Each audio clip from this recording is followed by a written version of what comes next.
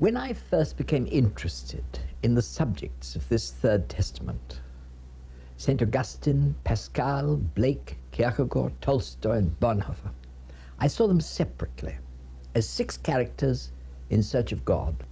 Thinking about them afterwards, it became clear to me that though they were all quintessentially men of their time, they had in common a special role to relate their time to eternity. This has to be done every so often. Otherwise, we forget that when the lure of self-sufficiency proves too strong, or despair too overwhelming, men need to be called back to God to rediscover humility, and with it, hope. In the case of the Old Testament Jews, it was the prophets who thus called them back to God. Then came the New Testament, when through the incarnation, God became his own prophet.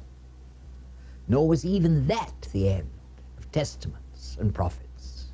Between the fantasy of the ego and the truth of love, between the darkness of the will and the light of the imagination, there will always be a bridge and a prophetic voice calling us to cross it.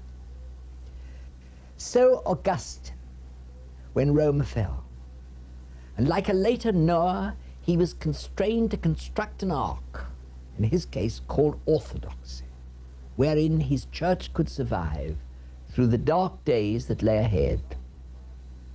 Thanks largely to him, the light of the New Testament didn't go out with Rome's, remaining amidst the debris of a fallen empire to light the way to another civilization, Christendom, whose legatees we are.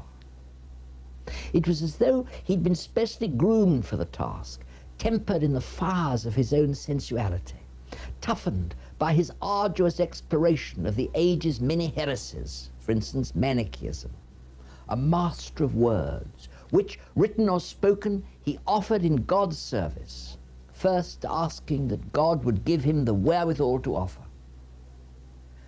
No one knows for certain what Augustine looked like, but we have the image of his time in contemporary mosaics.